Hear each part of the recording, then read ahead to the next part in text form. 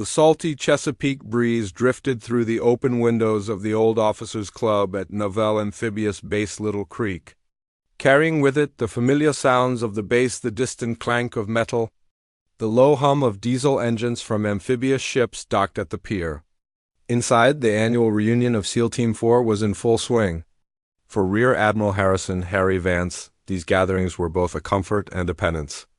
They were a comfort because he was surrounded by his tribe, men who spoke the same language of violence and valor, men who understood the weight of the trident pinned to his chest. They were a penance because, with every face he saw, he looked for the ones who were missing, the 23 names etched into the black granite of his memory. Men he had commanded, men he had lost, now in his late 50s. Vance was a man carved from teak and granite. His close-cropped hair was the color of steel, and his eyes, the pale blue of a winter sky, held the kind of stare that could make a junior officer stammer and a seasoned chief petty officer snap to attention. He moved through the crowd with the practiced ease of a leader, gripping shoulders, sharing quiet jokes, accepting the respectful nods that came his way. He had traded his dress whites for civilian chinos and a polo shirt that did little to hide the breadth of his shoulders. A physique maintained by years of punishing workouts, his wife, Margaret, a gracious woman with warm eyes and silver-streaked hair, was his anchor at these events. She navigated the social currents with him, chatting with the wives, the widows, the silent partners who had held the home front together through countless deployments. "Harry," she whispered, touching his elbow, "I'm going to grab a cup of coffee and find Nancy. She looks like she needs a friend." She nodded towards a woman sitting alone at a corner table. Vance nodded, kissing her on the temple. "Take your time, Maggie. I'm going to do the rounds." He was making his way towards the bar when a figure near the edge of the crowd caught his attention. It was a young woman, standing slightly apart from the clusters of weathered operators. She held a small clutch in her hands, her posture suggesting a mix of respect and apprehension. She wasn't a spouse he recognized, nor was she one of the young officers. She was probably in her late 20s, with dark, intelligent eyes and a cascade of dark hair that fell over her shoulders. She wore a simple but elegant navy blue dress, a stark contrast to the polo shirts and khakis that dominated the room. What truly snagged his attention, however, was the way the men around her reacted. As she passed, conversations didn't stop, but they hesitated. Eyes followed her, not with the usual appraisal a young woman might receive in a room full of sailors, but with something else. It was a flicker of recognition, a shadow of awe, a deep and profound respect that Vance couldn't immediately decipher. He saw a grizzled senior chief, a man with hands like slabs of meat and a chest full of valor, actually step aside to let her pass. Dipping his head in a gesture that was almost reverent, intrigued, Vance changed course. He approached her as she stood near a display of old unit photographs. "Evening," he said, his voice a low rumble. "I'm Harry Vance. I don't believe we've met." The woman turned, and for a split second, Vance saw a flash of deep-seated pain in her eyes before it was replaced by a polite smile. "Sir," she said, her voice soft but clear, "it's an honor to meet you." "I'm Kira." Vance nodded, offering his hand. Her handshake was firm, confident. "Are you here with someone, Kira? A husband? A father?" Kira's gaze drifted over his shoulder towards the photos. "I'm here for a friend," she said, her voice carrying a weight that belied the simple words. He would have wanted someone to be here. The Admiral sensed a story, a deep well of emotion just beneath the surface. His curiosity, honed by decades of reading people and situations, was fully engaged. He had seen that look before in the eyes of Gold Star wives, in the faces of siblings who had lost a brother.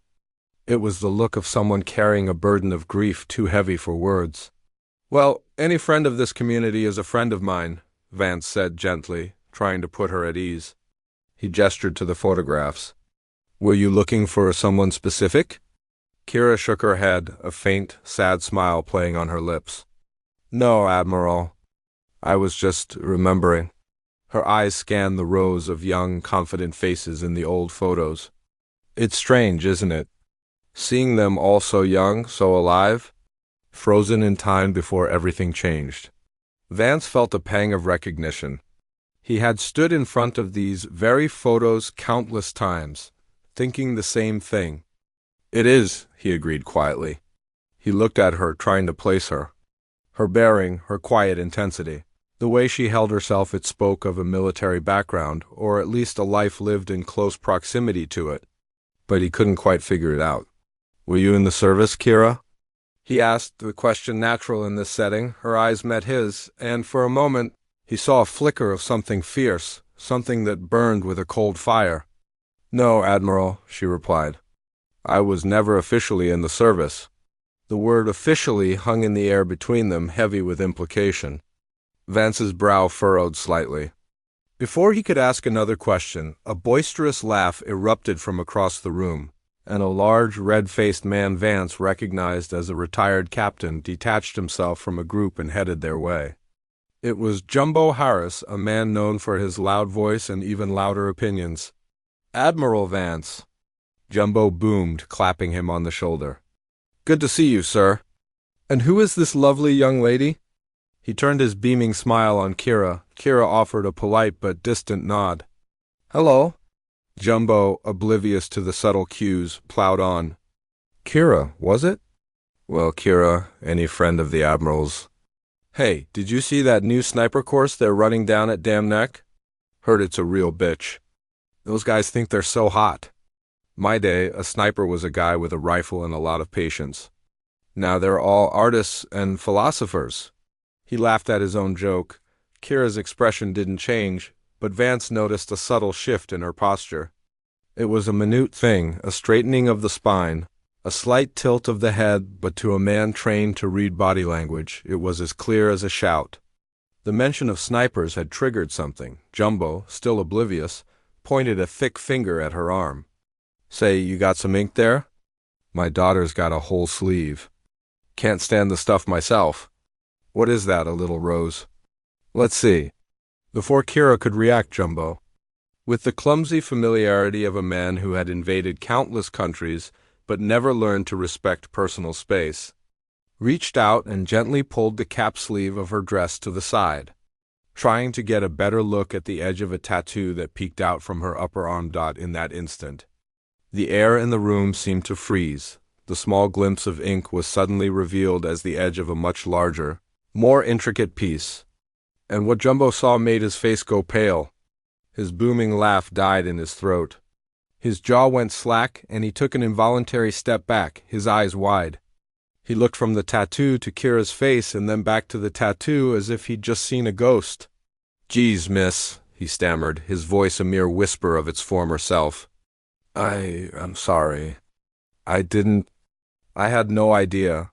He mumbled another apology, his gaze avoiding hers, and practically fled back to his group of friends. Leaving a palpable void of silence in his wake, Vance stared after him, utterly baffled. Jumbo Harris was not a man easily spooked. He had seen Jumbo in firefights, in the eye of the storm, calm and collected. What on earth could a simple tattoo do to make a man like that turn tail and run? He turned back to Kira, his curiosity now a burning imperative. The tattoo was still partially visible. He could see it was a complex design, not the usual anchor, bulldog, or semper fi script. It looked almost like a painting, a scene rendered in vivid detail. But before he could get a clear look, Kira gently pulled the sleeve of her dress back into place. Covering it once more, Vance was a man who believed in direct action. "May I know your name?" the SEAL Admiral said, his voice low and serious, all traces of casual politeness gone. He wasn't asking for a repeat of her first name. He was asking for her full identity, her story, the truth behind the enigma that had just sent one of his toughest officers scrambling for cover. Kira looked at him, her dark eyes holding his gaze with a level of calm that was almost unnerving. She took a slow, deliberate breath, as if deciding how much of her soul to reveal. Then, without a word, she reached up and, with a fluid motion, slipped the strap of her dress off her shoulder, turning slightly so the light from the nearby window fell directly on the tattoo. The sniper tattoo on her skin made him go silent. Admiral Vance felt the air leave his lungs. He didn't just see a tattoo. He was looking at a frozen moment in time, a piece of history etched into human flesh. It was a masterpiece of the tattoo artist's craft, rendered in photorealistic detail. The image was dominated by the figure of a Navy SEAL sniper. He was in the prone position, his body melded with the rocky terrain of a mountainous battlefield. The camouflage pattern on his ghillie suit was so detailed you could almost feel the texture of the burlap. The stock of a massive sniper rifle was tucked firmly into his shoulder. His eye pressed to the scope, but it was the face that seized Vance's heart in a vice grip. It was a face he knew better than his own. It was younger, cleaner shaven, full of a fierce intensity that Vance remembered well.